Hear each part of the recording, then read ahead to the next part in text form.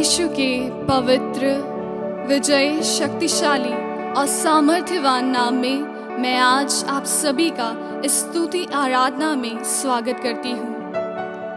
आज आइए हम प्रभु का धन्यवाद करें कि उसने हमें इस मीडिया के द्वारा आपको और मुझे उसकी स्तुति आराधना करने का मौका दिया है, और यही हमारा कर्तव्य है अपने उस महान ईश्वर के प्रति।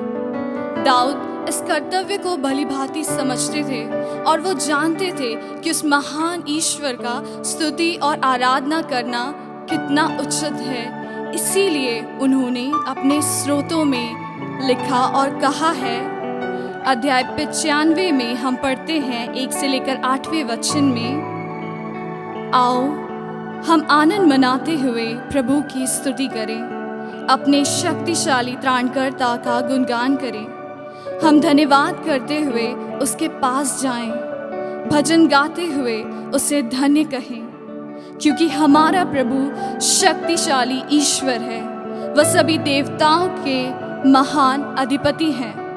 वह पृथ्वी की गहराई को अपने हाथों से संभालता, पर्वतों के शिखर उसी के हैं, समुद्र और पृथ्वी, जल और थल सब उसके बनाए हुए हैं। आओ हम उसे दंडवत कर प्रभु की आराधना करें, अपने सृष्टिकर्ता के सामने घुटने टेकें, क्योंकि वही हमारा ईश्वर है और हम उसकी चरागाह की प्रजा हैं, उसकी अपनी भेड़ें। यदि आज उसकी ये वाणी सुनो, अपना हृदय कठोर ना बनाओ। आज प्रभु आपसे कहते हैं कि यदि आप उसकी ये वाणी सुनो तो अपना हृदय कठोर ना बनाओ, क्योंकि वह शक्तिशाली और अपार प्रेम करने वाला ईश्वर है। वह मूसा का, उस इज़राइल का ईश्वर है जो आज हम सब के साथ में है, जो हम सब से अता प्यार करता है। आइए हम भी दाऊद के साथ प्रभु का धन्यवाद करें, उसकी शक्तिमता का गुणगान करें, उसकी स्तुति करें, उसकी दिल से आराधना करें। आइए हम अपनी जुबान से इस गीत को गाते हुए दिल से अपने प्रभु ईश्वर की, अपने जीवित खुदा की आराधना करें।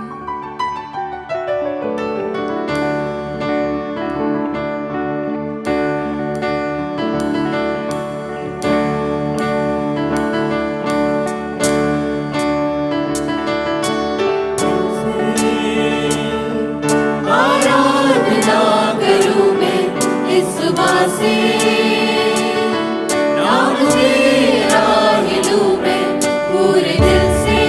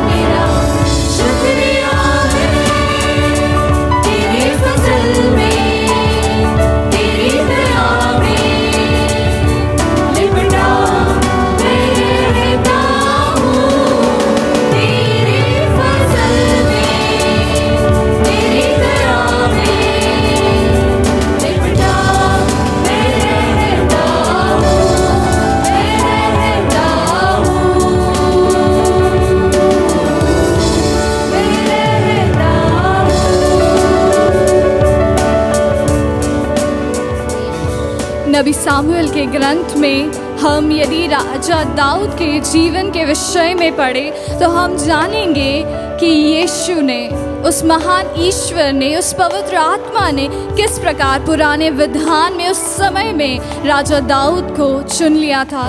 जब उस दाऊद को चुना गया ईश्वर द्वारा एक राजा के रूप में, तब वो एक 16 और 17 साल का एक छोटा नौजवान युवक था। प्रभु ने नबी सामुएल से कहा कि तुम जाकर मेरे इज़राइल के लिए एक राजा को चुनो। तुम यशायाह के पुत्रों के पास जाओ और मैं तुम्हें जिसे बताऊंगा उसी का तेल से तुम अभिषेक करना। तब नबी सामुएल वहाँ जाते हैं और जब वो यशायाह के पुत्रों से मिलते हैं तब वो एलियाम को देखकर सोचते हैं कि शायद यही जो बड़ा बेटा है, जिसका लंबा कद है और रूप रंग में भी देखने में बहुत ही सुंदर है, शायद ये वही है जिसे ईश्वर ने चुना होगा। लेकिन हम पढ़ते हैं कि 7वें वचन में प्रभु कहता है, ईश्वर ने सामुएल से कहा, उसके रूप रंग और लंबे कद का ध्यान न रखो, मैं उसे नहीं चाहता। प्रभु मनुष्यों की तरह विचार नहीं करता।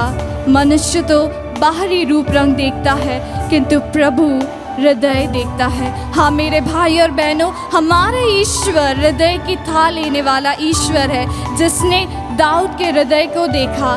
दाऊद भले ही छोटा था लेकिन उसका हृदय उस महान ईश्वर को भली भांति पहचानता था। वो उस ईश्वर पर आश्रित था।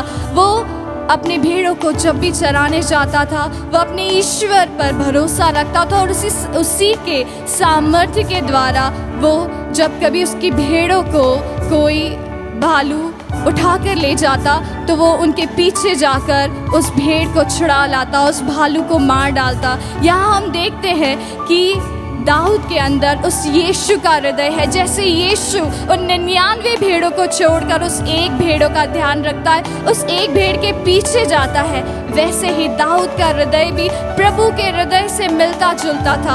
हम देखते हैं कि उस दाऊद की सोच उस ईश्वर की सोच से मिलती थी, इसीलिए शायद दाऊद को ईश्वर ने उस छोटी उम्र में राजा के रूप में चुना। आज प्रभु भी हमारी ओर देखते हैं। प्रभु भी ये नहीं देखते कि हम छोटे हैं, बड़े हैं या जवान हैं या बूढ़े हैं, लेकिन हमारा हृदय देखते हैं। वो ये नहीं देखते कि हमारे पास समय है या नहीं, लेकिन देखते हैं क्या हमारा हृदय उस पर आश्रित है, क्या हम उसके लिए तैयार हैं कि जिस कार्य को वो हमें सौंपे हम उसे कर पाएं। आइए हम फिर से इस गीत को गाते हुए पूरे दिल से उसकी आराधना करें कि प्रभु भी हमें उस दाऊद के समान चुन ले, प्रभु भी उस दाऊद के समान हमारे हृदय को बदले और उस पर आश्रित होना सिखाए हमारे जीवन के लिए, उसके कार्यों के लिए, कि हम भी दाऊद के समान अपने जीवन में उस महान ईश्वर का कार्य कर सके, उसकी योजना को पूरा कर सके। आइए दिल से उसकी आराधना करें और अपने आप को समर्पित करें, अपने आप को समर्पित करें।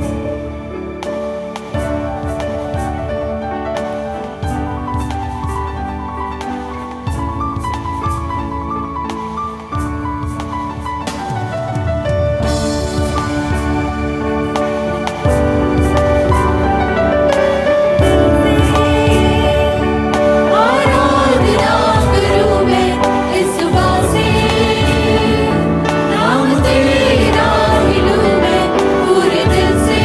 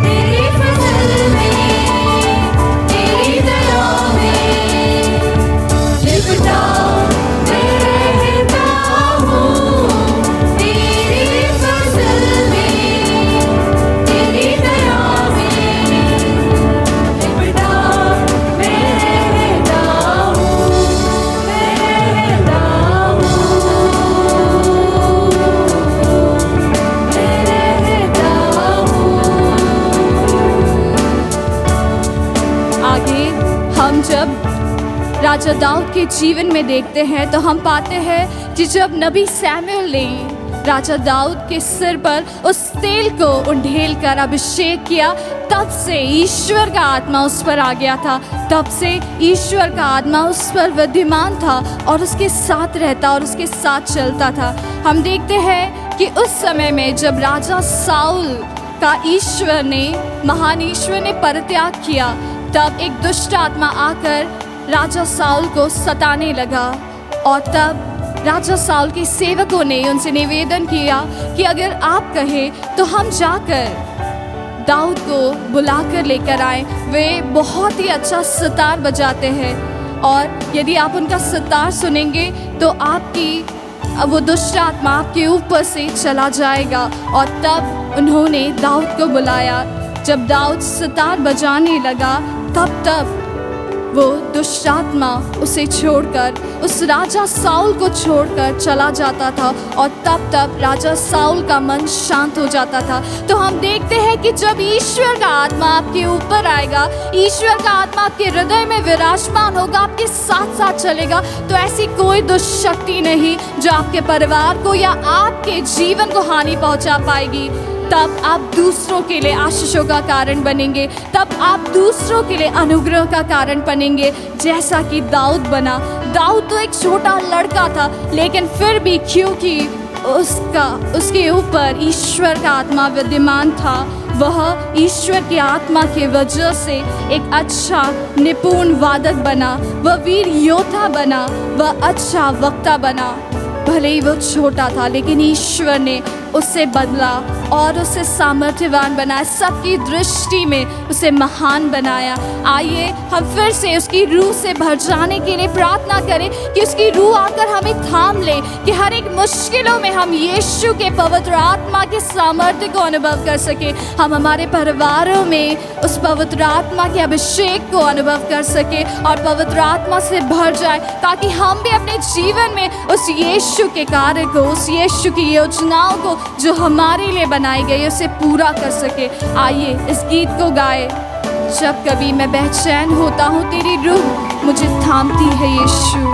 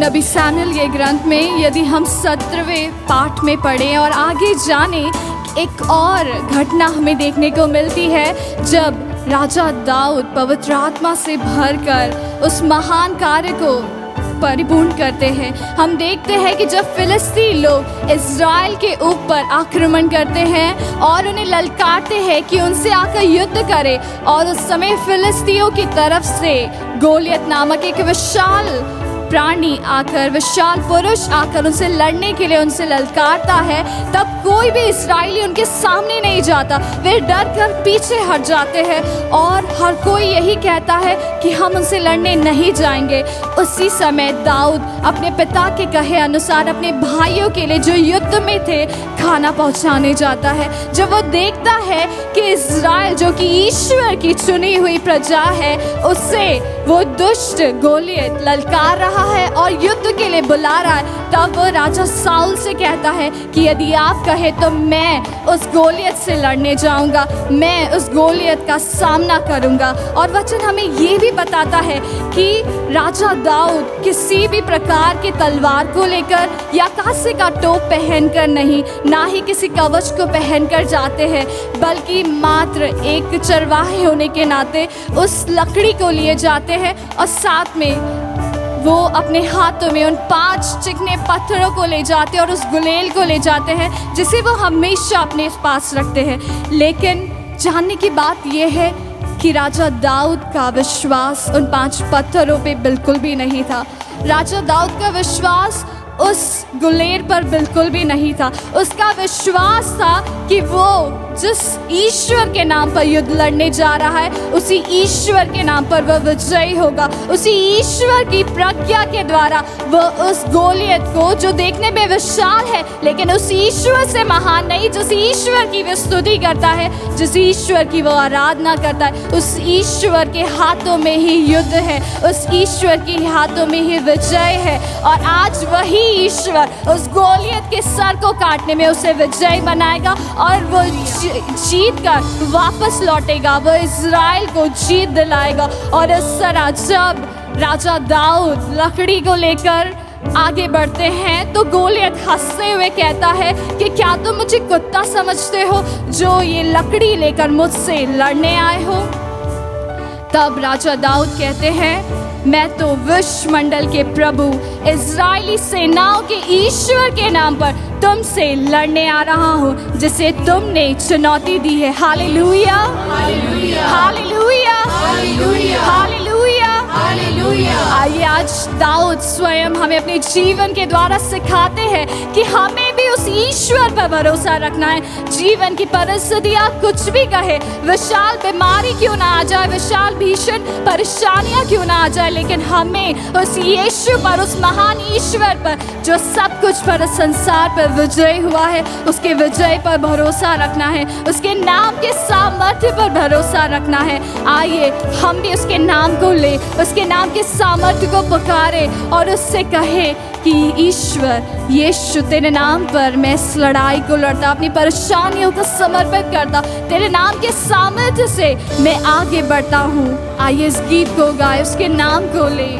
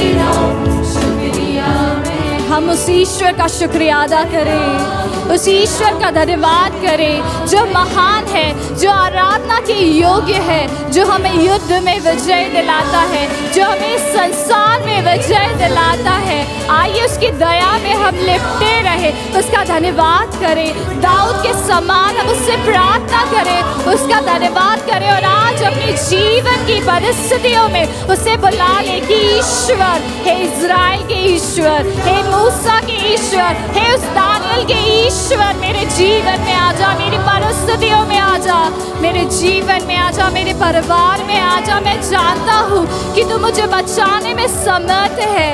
वचन कहता है कि कई लोग कई दाऊद अपने वचन में कहते हैं कि कोई अश्वों पर विश्वास करता है, कोई रथों पर भरोसा करता है, लेकिन मेरा भरोसा उस महान ईश्वर पे है जो मुझे विजय दिलाता है। मेरा भरोसा उस महान प्रभु पर है जो मेरे साथ रहता है और मेरे साथ चलता है और मुझे विजय दिलाता है। Hallelujah, hallelujah, hallelujah, hallelujah. आइए फिर से हम दिल से आराधना करें कि यीशु हमारे जीवन में हमें विजय दिलाने के लिए आज इस वक्त अपने वचनों के माध्यम से राजा दाऊद के उस जीवन के उदाहरण के माध्यम से आज आपसे कहते हैं कि मैं तुम्हारे साथ हूँ, मैं तुम्हें विजय दिलाऊंगा। इस संसार की हर एक परिस्थितियों को मैं तुम्हारे लिए पलट दूंगा। मैं तुम्हारे लिए सब कुछ बदल डालूंगा, सब कुछ नया बना दूंगा। हर एक उबड़ खाबड़ रास्ता मैं समतल कर दूंगा, क्योंकि मैं तुम्हारा ईश्वर हूँ। मैं उस इज़राइल का ईश्वर हूँ, मैं उस दानियल का ईश्वर हूँ जिसे प्रभु ने उन शेर की गुफाओं में बचाया था, उन आग की लपटों से बचाया था। हम भी उस दानियल के समान बने जिसने मूर्ति के सामने सर नहीं झुकाया। आइए हम भी अपनी परिस्थितियों के सामने सर नहीं झुकाए, हम भी उस ईश्वर पर विश्वास करें और आज उस गीत द्वारा यीशु से कहे, पिता से कहे, पवित्र आत्मा के सामर्थ्य से भर जाने के लिए कहे और कहे कि ईश्वर मेरे साथ चल, ईश्वर मेरे साथ रहे, मुझे विजय दिला, मेरे साथ आ जा, मेरे जीवन की हर एक परिस्थिति में आ जा ईश्वर, तू मेरे साथ आ जाइए यीशु, आ जाइए यीशु, मुझे तेरी ज़रूरत है। मेरे सामने गोलियत नामक एक पहाड़ है, मेरे सामने गोलियत नामक परिस्थितियाँ हैं जिसे देखकर मैं डर जाता हूँ। मैं भी पेतरुस के समान पानी की लहरों को देखकर डर जाता हूँ। हे प्रभु, मुझे सिखा कि मेरी आंखें तुझ पर लगी हो, मैं सिर्फ तेरी ओर देखूं और मैं समुद्र पर चलने लगूंगा। मैं तेरे पास आ जाऊंगा, तेरा हाथ थाम लूंगा यीशु, मैं तेरे पास आ जाऊंगा और यही मैं करना चाहता हूँ। मैं तुझ पर विश्वास करना चाहता हूँ। मैं राजा दाऊद के समान अपने हृदय को तुझ पर आश्रित करना चाहता हूँ कि ताकि तू भी मेरे हृदय को देखकर प्रसन्न हो और प्रभु खुश होते हुए तू भी मुझसे कहे कि मैंने तुम्हें चुन लिया है। तू भी मेरा पवित्र आत्मा से अभिषेक करे और उस पवित्र आत्मा को मुझसे कभी ना ले। हाँ प्रभु, हम दिल से तेरी आराधना करते हैं। आइए भाइयों बहनों, हम सच में उस जीवित खुदा की, उस विजय दिलाने वाले ईश्वर की आराधना करें, स्तुति करें, दिल से आराधना करें, जुबान से आराधना करें।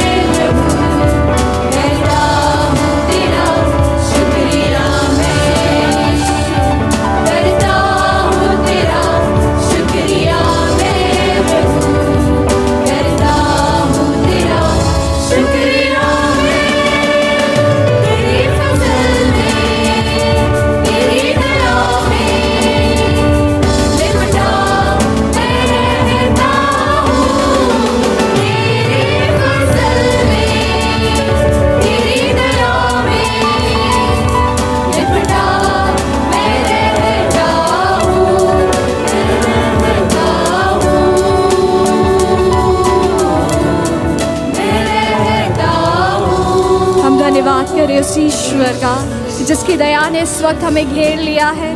भले ही हमने संसार में कितना भी पाप किया हो, लेकिन आज यीशु दया से द्रवित होकर विजय यीशु हमारी ओर दौड़ कर आता है कि हमें संभाल ले। वो हमें उस परिस्थितियों से निकालने के लिए आज दौड़ कर आता है। वो हमारी कमजोरियों से, उन बीमारियों से जिसमें हम गिर गए हैं, आज दौड़ कर आता है कि हमारा हाथ थाम कर हमें वो बाहर निकालेगा। अपना दाहिना हाथ बढ़ाकर वो हमें विजयी बनाएगा। अपने वचन में यीशु हमसे कहते हैं, डरो मत, चिंता मत करो, मैं तुम्हारा ईश्वर हूँ। मैं तुम्हें शक्ति प्रदान कर तुम्हारी सहायता करूंगा और अपने विजय दाहिने हाथ से तुम्हें संभालूंगा। आज उसी वचन के द्वारा यीशु हम सबके जीवन की परिस्थितियों में आ रहे हैं। विश्वास कीजिए, अपनी जीवन की परिस्थितियों को उसे समर्पित कीजिए।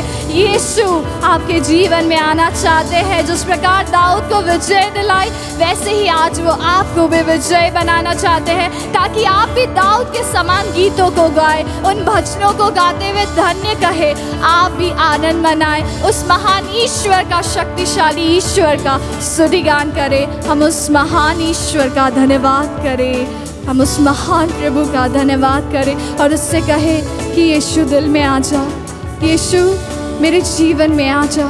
आइए हम उसका शुक्रिया अदा करें, आइए हम उसका शुक्रिया अदा करें।